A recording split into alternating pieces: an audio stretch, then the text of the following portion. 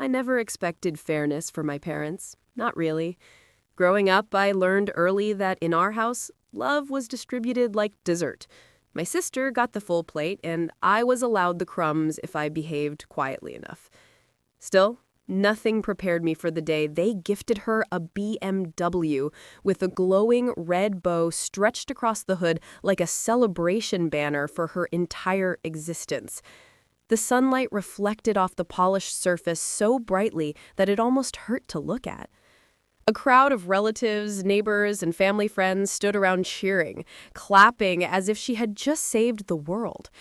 And there I was, standing 2 steps behind everyone, as invisible as always, pretending their applause didn't echo in the hollowness of my chest. My sister, Leela, screamed when the car keys were placed in her hands. She ran around the vehicle, opening doors, inspecting the seats, hugging my parents like they had given her life itself. My mother wiped tears from her eyes as she told anyone who would listen, "She deserves it. She's been through so much." My father patted her back proudly. They practically glowed with joy.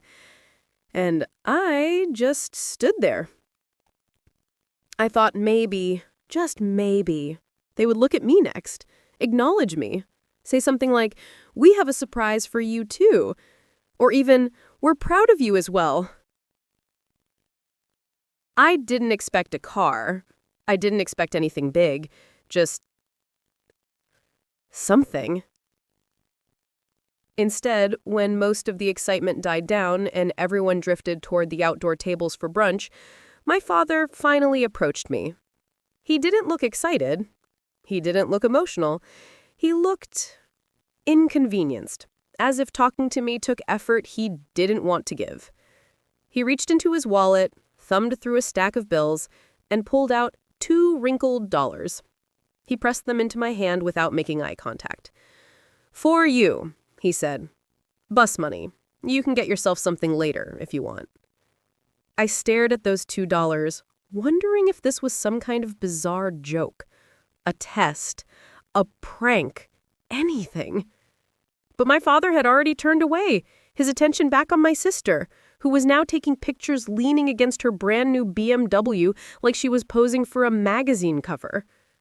I looked over at my mom for some kind of explanation. She offered none. She just shook her head slightly as if warning me not to make a scene.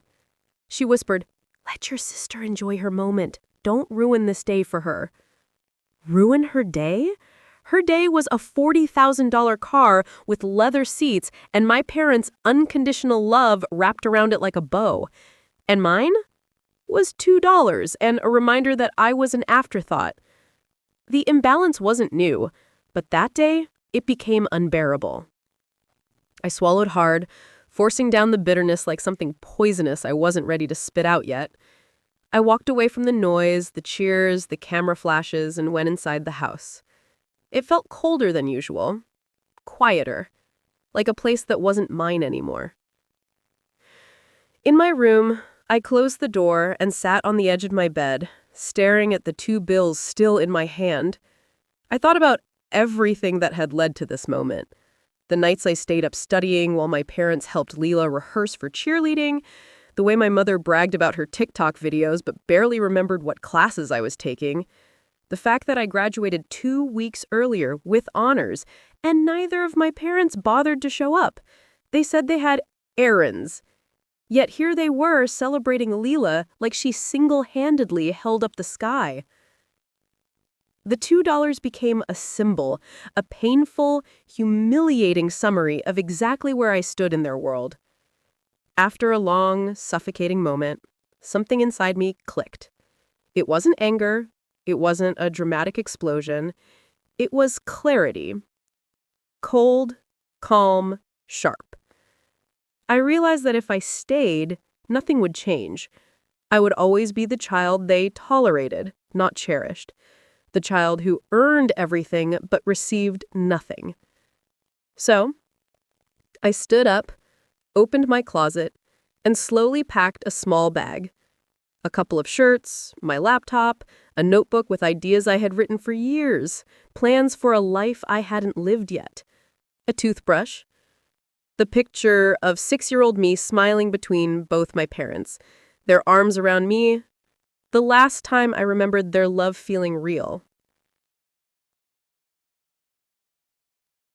As I zipped up the bag, a flash of memory flashed through my mind. 10-year-old me crying because Leela had broken my science project on purpose, and my mother telling me, just let it go, she didn't mean it. But she did, and so did they. Their favoritism wasn't accidental. It was a choice, one they made over and over. With my bag on my shoulder, I walked downstairs. I could hear the laughter outside, the cheers, the honking, the selfies. No one noticed me walking through the living room. No one noticed me standing at the doorway. I realized then that they wouldn't notice if I disappeared from their lives entirely. I stepped out into the bright sunlight, walked past the brand new BMW, and headed toward the main road. My sister was too busy revving the engine to see me leave. My parents were too busy praising her to wonder where I was going.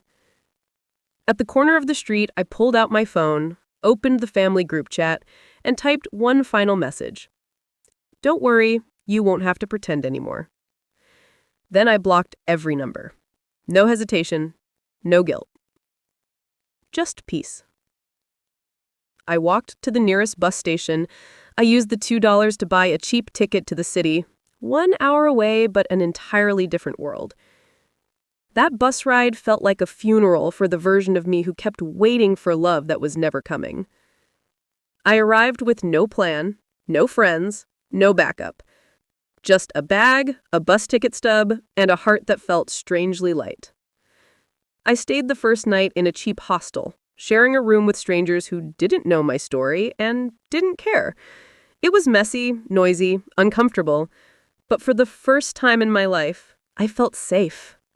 Safe from the feeling of not being enough. Over the next few months, I found a job at a small cafe. It didn't pay much, but it was mine. I worked long shifts, learned how to brew better coffee, took extra hours whenever possible.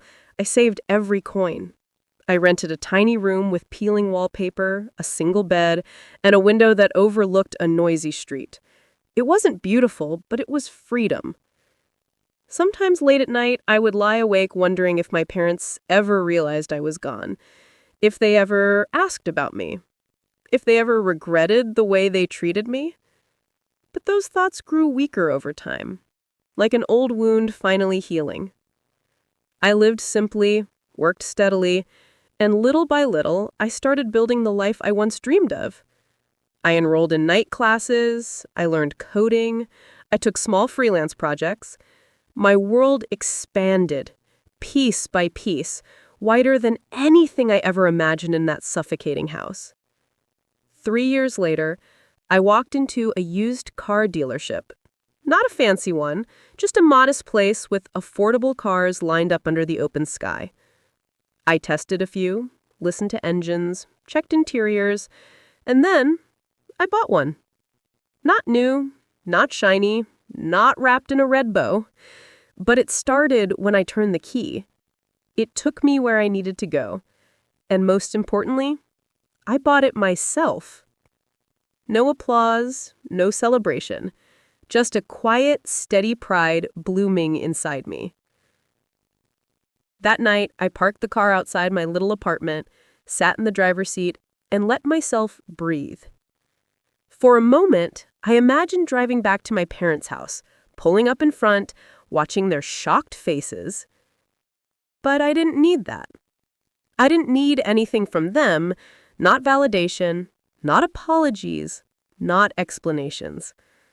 I had already given myself the one thing they never could: freedom. Last month, I heard through a distant relative that Leela crashed the BMW and blamed everyone but herself. My parents apparently complained about how ungrateful she was becoming. They still don't know where I am. They never tried to find out. And I'm okay with that. Because leaving wasn't an escape, it was a beginning. And all it took was $2 and the courage to choose myself.